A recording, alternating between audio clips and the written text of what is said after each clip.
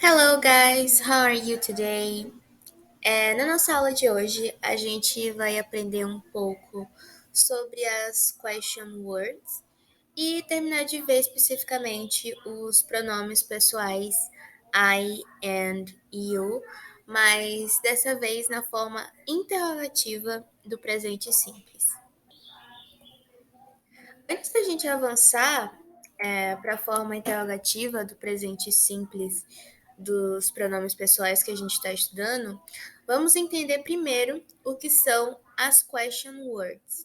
A gente sabe que fazer perguntas faz parte do nosso dia a dia, porque a gente pergunta para pedir informações, a gente pergunta para tirar dúvidas, a gente pergunta para conhecer melhor as pessoas e as coisas, ou simplesmente para poder satisfazer a nossa curiosidade em relação a alguma coisa. Em inglês, existem dois tipos de perguntas. As yes or no questions, né, que são as perguntas que são respondidas simplesmente com sim ou não, e as open questions, são as perguntas abertas, né? São perguntas que exigem respostas mais complexas. E vocês vão aprender como respondê-las, né? Como perguntar na aula de hoje. Como existem duas formas de pergunta, a gente vai ver primeiro como saber formular open questions em inglês.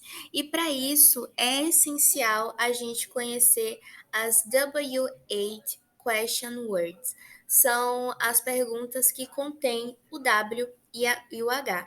Ou seja, o que eu estou querendo falar para vocês? Que as question words são palavras utilizadas para se questionar algo, para se perguntar alguma coisa.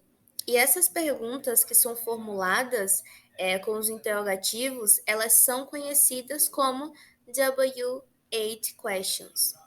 E é um grupo que a gente dá, é um grupo, né, de palavras que a gente dá esse nome porque contém a sequência de WH, como eu falei anteriormente para vocês, exceto a palavra how, que vocês vão ver no próximo slide, mas que também continua pertencendo a esse grupo.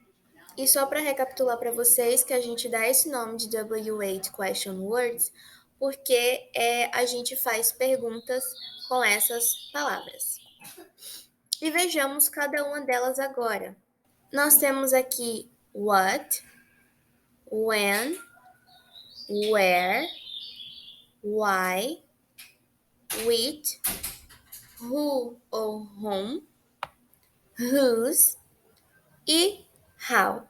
Eu vou repetir e vou fazer algumas observações. What, when, where, why, which, who ou whom, whose, how. Tem algumas question words que a gente vai focar durante o nosso curso do que outras. Por exemplo, a gente vai ver muito durante o nosso curso a palavra what. Na verdade, talvez seja o W8 question word mais usado de todos. Isso vai depender do contexto, né, que está sendo trabalhado no curso, o contexto que vocês vão aprender, né? Só que aqui a gente vai aprender apenas alguns, tá? Mas é importante que vocês saibam o que cada um significa, tá? Agora, voltando aqui, o primeiro de todos, como eu falei para vocês, o what, que pode ser, talvez seja um dos mais utilizados, ele pode ter dois significados, como vocês estão vendo. O o que e qual. A gente viu principalmente essa W8 question word quando a gente estava aprendendo Introducing Yourself, né? Quando a gente estava aprendendo as expressões do Introducing Yourself. Por exemplo, what is your name? Qual é o seu nome? Ou com o novo verbo que a gente está aprendendo. What do you want? Ou então, se a gente pergunta what do you do? Né? Vocês aprenderam aí essas duas expressões utilizando o what logo no iniciozinho e vocês vão perceber que elas têm o significado de o que ou qual. Reparem também que nessas W8 questions a gente tem o it, que também significa qual. Mas o it, ele só é usado quando há poucas opções de resposta, né? Quando a gente apresenta opções de resposta. Já o what, ele é usado quando se há muitas ou infinitas respostas possíveis. Por exemplo, a diferença para vocês entenderem. Which do you like? Red or green? Mas, por exemplo, se eu quero perguntar para uma pessoa qual é a cor preferida dela, what is your favorite color? A gente vai perceber que nós vamos utilizar o what, porque vai ser apresentada, a pessoa vai responder de uma forma aberta. Vai ser uma forma que ela pode apresentar infinitas respostas. Enquanto o it foi apresentada opções. Então, quando aparecer opções, né, quando for poucas opções de resposta, quando for mais limitado, a gente vai utilizar o it. E quando aparecer a opção de muitas respostas, infinitas respostas, a gente vai utilizar o what, tá? A gente tem essa diferençazinha aí. A nossa próxima expressão, when, tem apenas um significado em frases interrogativas, e ele significa quando. Assim como no português você pode usar o when para perguntar tanto sobre os eventos do passado quanto do futuro. Por exemplo, when is your birthday?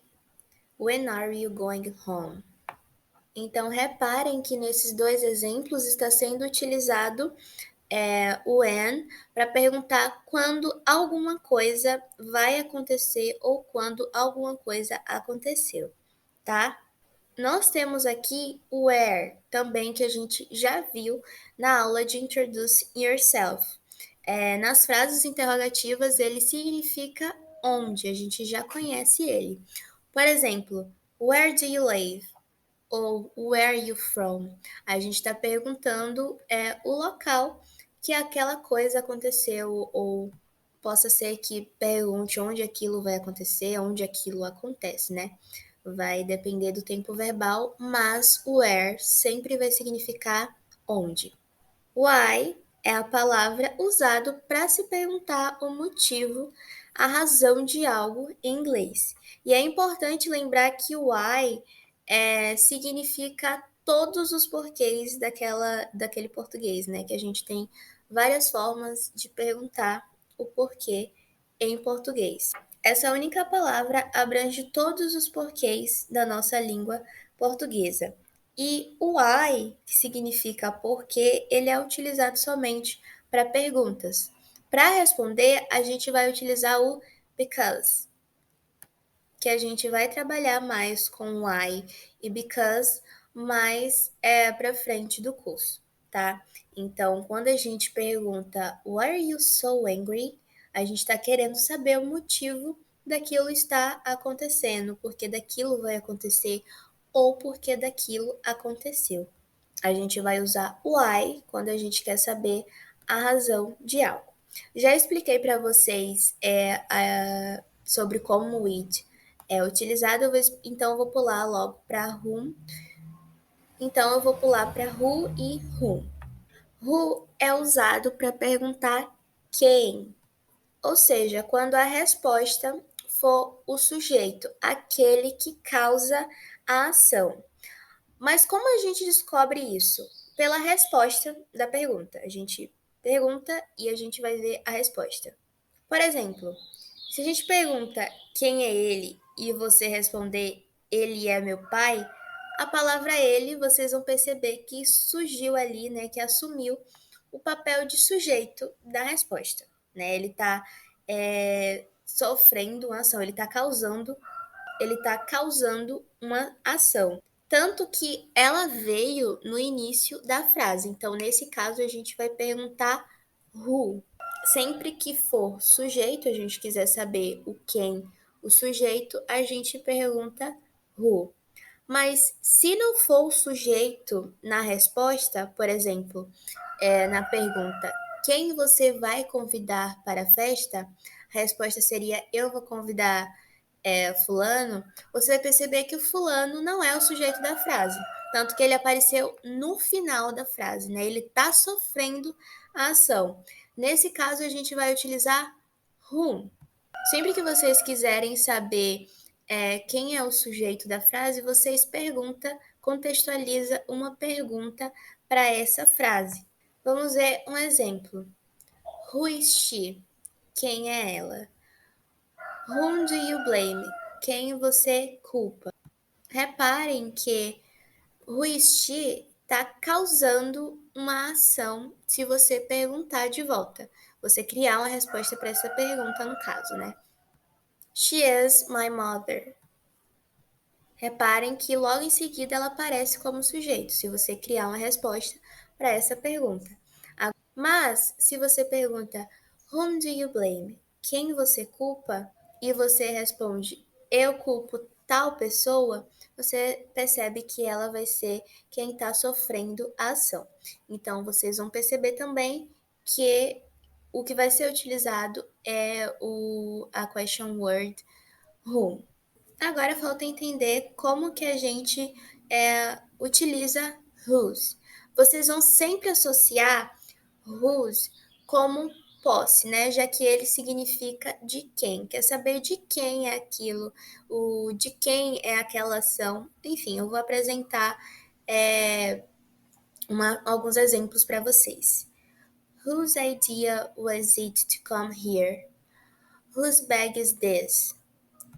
Reparem que sempre está perguntando a posse de alguém, quem possui aquilo, tá? E para finalizar, a gente vai utilizar how quando a gente quiser saber como aquilo aconteceu, como aquilo pode vir a acontecer ou como aquilo acontece, tá?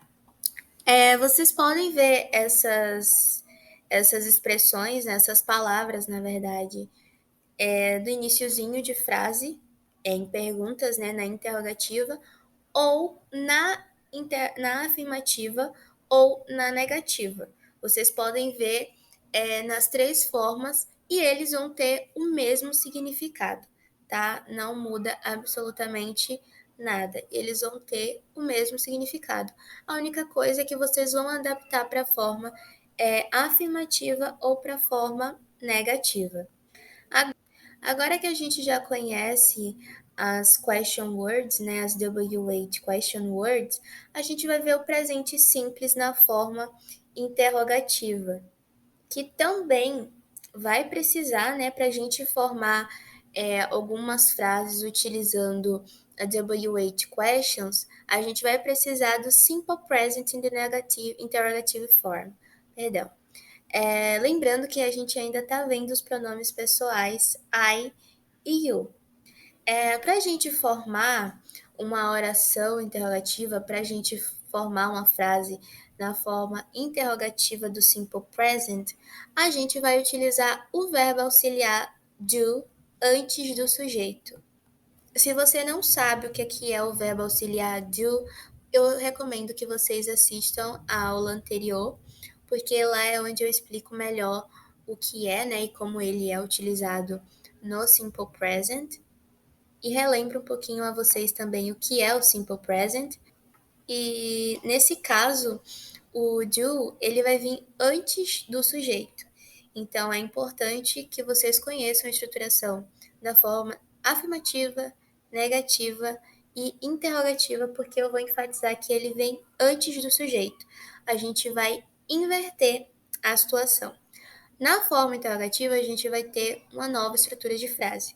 Nós vamos ter o verbo auxiliar do, o sujeito, já que ele vem, o verbo auxiliar vem antes do sujeito, mas o verbo mais complemento. Então, lembrando que na forma negativa, a gente adiciona a partícula do após o sujeito. Na interrogativa, quando a gente for perguntar no simple present, a gente coloca antes do sujeito. Isso que diferencia a forma negativa e a forma interrogativa, tá? Então, a gente tem aí o verbo auxiliar do, mais sujeito, mais verbo, mais complemento. Agora, caso a gente utilize uma daquelas question words que eu apresentei para vocês, a gente vai ter uma outra estrutura de frase. Nós vamos ter a W8 question word, mais o verbo auxiliar do, mais o sujeito, mais verbo, mais complemento. Vejam que é sempre adicionando um ao outro e lembre-se sempre de lembrar dessa estruturação que facilita muito vocês. A utilização do verbo auxiliar na forma interrogativa, ela não tem muito segredo. Basta a gente lembrar das regrinhas de como ele também é utilizado na forma negativa, que eu ensinei para vocês, que eu expliquei para vocês na semana passada. A primeira é que não é necessária traduzir, né? Não é necessário traduzir aquela partículazinha, porque ela só vai servir para indicar que a frase está no presente.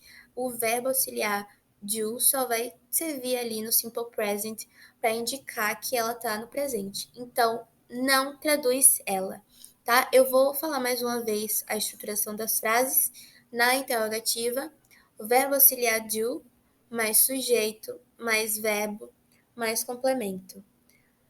Se for utilizar umas das W8 question word, a gente usa a question word mais verbo auxiliar do, mais sujeito, mais verbo, mais complemento, tá? E vamos ver aqui alguns exemplos. De início, a gente já tem o verbo aqui to prefer. To prefer. Lembrando que não é prefer, é prefer. A última sílaba dos verbos sempre vai ser a mais forte, porque quando é no iniciozinho, né, a primeira sílaba mais forte no iniciozinho, são os substantivos, tá? Tem essa diferenciação. A sílaba mais forte dos verbos sempre vai ser a última, tá? Então, nesse caso, não é prefer, é prefer, to prefer. Inclusive, eu tenho uma dica para vocês identificar quando é verbo, quando é substantivo. Quando é substantivo, geralmente a sílaba mais forte ou é a do meio ou é a do início. Agora, verbo é sempre a última, sempre a do final. Então, por isso, a gente não pronuncia prefer, a gente pronuncia prefer, to prefer, tá? E eu tô apresentando esse verbo para vocês hoje. Não vou apresentar vocabulário, tá? Vai ser só o verbo, porque esse é um dos verbos que podem ser utilizados com with. Por exemplo, a gente já tá vendo aqui o exemplo. Which do you prefer, tea or coffee? O que você prefere, o qual você prefere? Chá ou café? Ou seja, a gente está apresentando opções. Então, quando a gente aparece opções, as respostas são limitadas, a gente utiliza with. Por isso, eu coloquei aí para vocês o exemplo, o nosso novo verbo, e a W8 question word, with. Which do you prefer, tea or coffee? Tá? A gente também tem aqui a, a outra W8 question, what?